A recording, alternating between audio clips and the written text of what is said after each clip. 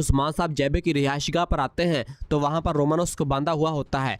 उस्मान साहब रोमानोस के पास आकर कहते हैं, मैंने तुमसे कहा था कि मैं तुम्हारे पीछे आऊंगा, यहाँ तुम अब मेरे हाथ में हो। तुम्हारी नीयत सरदारान और मेरे दरमियान इख्तलाफात पैदा करना थी। जिस पर जैबे पूछता, वो कौन है कि वो सब कर सके जो आपने कहा उस्मान साहब। तो उस्मान साहब रोमानोस से कहते, तो तुम सबसे ज्यादा माहिर कमांडर हो हैं। ये सुनकर जैबे हंसता है और कहता है, माहिर, इतना माहिर, इसीलिए ये डाकुओं का मोहताज है, अहमक। जिस पर रोमानोस कहता है, मैं तुर्कों को तबाह करने के लिए शैतान से भी माहिदा कर सकता हूँ, तुम बिल्कुल फिक्र मत करो। और फिर रोमानोस अपना पांव जमीन में घुसाता है और उस्मान साहब से कहता है, मैं जानता हूँ कि तुम निकिया और बोर्सा पर कब्जा करना चाहते हो। उस्मान साहब कहते, बिल्कुल ऐसा ही है, लेकिन तुम ये भी जानते हो कि मैं रुकने वाला नहीं हूँ। अब तुम मुझे मेरे कबीले के गद्दार का नाम बताओगे। ये सुनकर रोमानोस हंसने लग जाता है और फिर कहता है, मैं निकोला को इतना पसंद नहीं करता था, लेकिन हम एक ही चीज से बने हैं। तुम मेरा सार काट सकते हो, लेकिन मुझे बोलने पर मजबूर नहीं कर सकते।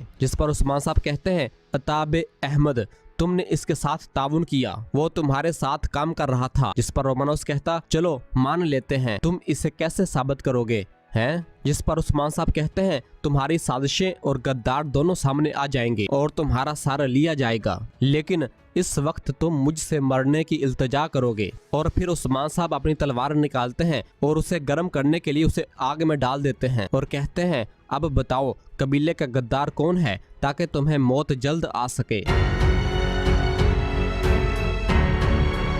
और फिर इधर काई कबीले के शिफा खेमे में बारकुन सैल्वे खातून के चेहरे को ढांपता है और रो रहा होता है और कहता है, ये सब मेरी गलती थी, सब मेरी गलती थी। मैं तुम्हारी हिफाजत नहीं कर सका सैल्वे, मैं नहीं कर सका, लेकिन मैं तुमसे वादा करता हूँ कि मेरी देरीना खातून, मैं इस दुनिया को जहन्नम बना दूंगा, दोनों के लिए, जिसने तुम्हें मुझसे छीना और जो भी इसमें शामिल था। पहले जेबे कुत्ता, फिर उस्मान, मैं इन सब को अपने हाथों से मार डालूंगा। मैं तुमसे वादा करता हूँ सैल्वे, मैं तुमसे वादा करता हूँ। और रोने लग जाता है। और फिर इसी दौरान मलहून खातून, आयशा और बाला खातून खेमे के अंदर दाखिल होती हैं और मलहून निहायत गमजदा होती है और रो रही होती है। आयशा कहती है, हमें आपके नुकसान पर अफसोस हुआ बारकुन साहब। बारकुन कहता, शुक्रिया। और फिर कहता है, खवातीन, मैंने आप पर सख्ती की, मुझे माफ कर दे, मैं सोग में था, आपने सैल्वे के लिए जो कुछ किया मैं सब जानता हूँ, मुझे अपना हक माफ करना। जिस पर मलहून कहती है, माफ किया बारकुन साहब, सब ठीक है, हमारा दर्द अभी ताज़ा है। और फिर बाला भी कहती है,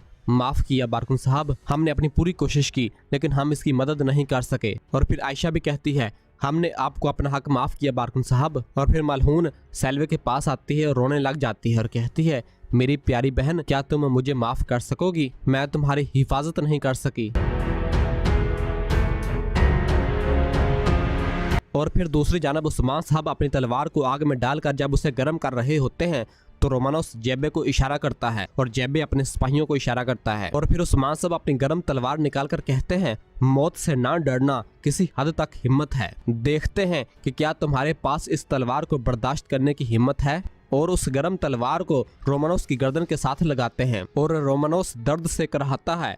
यह देखकर जेबे कहता, यह तुम्हारी बर्दाश्त का इम्तिहान होगा उस्मान साहब। और अपनी तलवार निकालता है तो उसके तमाम सिपाही भी अपनी अपनी तलवारें निकाल लेते हैं और रोमानोस अपने हाथ रस्सियों से छुड़वा लेता है और उस्मान साहब को धक्का देकर जमीन से अपना कुल्हाड़ा निकाल लेता है और कहता है, चलो अब बात करते हैं। उस्मान साहब कहते, मैं के कोट के गार के अंदर का भेड़िया हूँ। और रोमानोस उस्मान साहब पर हमलावर होता है और मंगोल सिपाही जैसे ही काई सिपाहियों पर हमलावर होने लगते हैं तो एक तरफ से उन पर तीरों की बरसात हो जाती है और वो जहन्नम वासिल होना शुरू हो जाते हैं, जो कि तैमूर और कुछ काई सिपाहियों ने चलाए होते हैं। तैमूर कहता, हम आगे हजूर।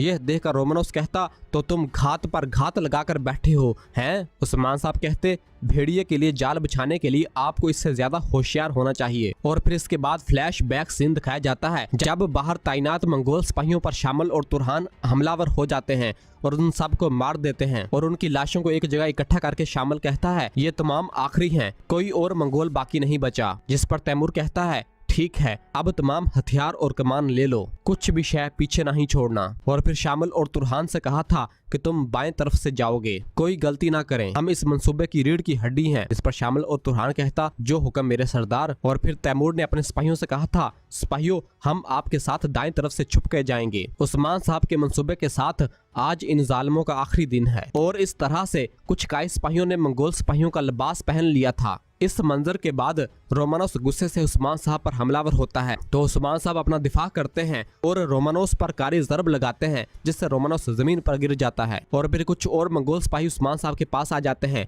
और उस्मान साहब उसके साथ लड़ने में मसरूफ हो जाते हैं। बुरान, जैरकुताए, शामिल, तुरहान और बाकी तमाम काये सिपाही बहुत बहादुरी के साथ उन मंगोलों के साथ लड़ रहे होते हैं और उन्हें एक एक करके जहन्नम वासिल कर रहे होते हैं। और फिर जैरकुताए का सामना जैबे से होता है, तो जैरकुताए जैबे से कहता, तो तुम एक अच्छे घात लगाने वाले हो हैं, तुम ये भी नहीं देख सकते कि तुम्हारे सामने क्या है जैबे। जिस पर जैबे कहता है, मैं तुम्हारे टुकड़े टुकड़े कर दूंगा, किसी को तुम्हारा एक टुकड़ा भी नहीं मिलेगा। और जैबे जैरकुताए पर हमलावर होता है।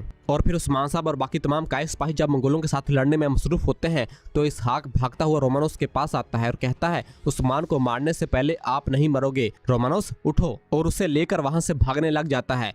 तैमूर उसे देख लेता है और कहता है, मेरे हजूर मैं इसके पीछे जा रहा हूँ। उस्मान साहब और तमाम काये सिपाही मंगोलों के साथ लड़ रहे होते हैं और जैरकुताए जैबे से मुसलसल लड़ रहा होता है। जैबे कहता, गद्दार तुम मंगोलों के लिए शर्मिंदगी हो। इस पर जैरकुताए कहता है, बहुत से लोग मुझे पहले भी गद्दार कह चुके हैं, लेकिन वो सब अब मर चुके हैं। और तुरहान बिना तलवार के मंगोलों के साथ लड़ रहा होता है और अपने मुक्कों के जरिए उन्हें कारी ज़रबें लगा रहा होता है। यह देखकर शामिल कहता है, ऐसा लगता है कि आप हथौड़े को तलवार बना रहे हैं इस पर वार करने की बजाय।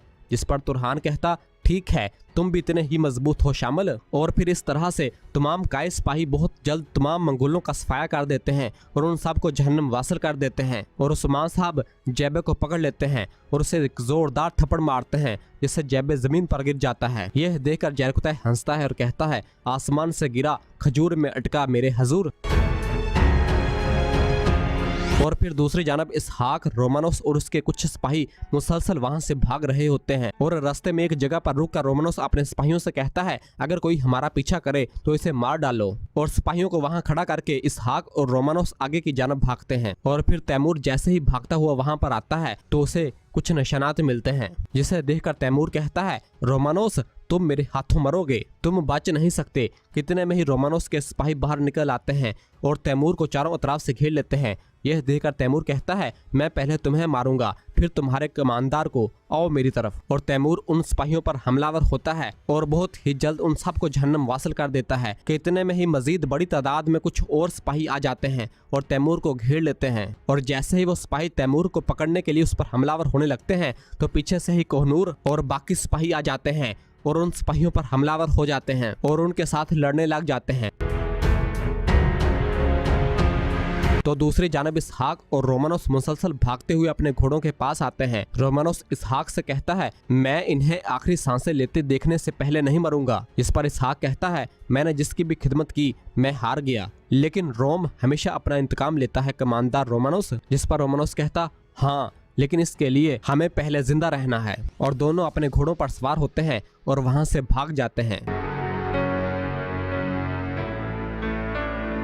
और फिर इधर काये सिपाही एक सोने से भरा संदूक लाकर जैबे के सामने रखते हैं, जिसे देखकर उस्मान साहब जैबे से पूछते, तो यही वजह है कि तुम रोमानोस के कुत्ते बन गए हैं। जिस पर जैबे कहता, हाँ, क्या ये काफी नहीं? ये सुनते हुए उस्मान साहब जैबे को एक जोरदार थप्पड़ मारते हैं। जैबे कहता, जिंदा रहने के लिए मैं मजबूर था, हमने सब कुछ खो दिया है। उस्मान साहब कहते, चूंकि तुम जिंदा रहना चाहते हो फिर तुम मुझे वो सब बताओगे जो तुम जानते हो, लेकिन यकीनन अगर जिंदा रहना तुम्हारे लिए मानी रखता है तो। जिस पर जैबे कहता है, जिंदा रहने के लिए मैं सब कुछ बताने को तैयार हूँ। जिस पर उस्मान साहब कहते, तो फिर बताओ कि रोमानोस को जो खबरें देता है मेरे कबीले का वो गद्दार कौन है? जिस पर जैबे कहता है, मैं नहीं बता सकता क्योंकि उन्होंने मुझे नहीं बताया, मैं नहीं जानता उस्मान साहब। और फिर उस्मान साहब अपनी तलवार म्यान से निकालते हैं। यह देखकर जैबे बहुत डर जाता है और कहता है, उन्होंने मुझ पर कभी एतबार नहीं किया उस्मान साहब, उन्होंने मुझे नहीं बताया, मैं नहीं जानता, बराए करम मेरी जान मत लेना, मुझे जिंदा रहने दें, मैं आपका कुत्ता बनूंगा, मैं आपका कुत्ता बनूंगा, मैं आपका कुत्ता बनकर आपकी खिदमत कर सकता हूँ। मैं आपसे इल्तिजा करता हूँ उस्मान साहब, मुझे जिंदा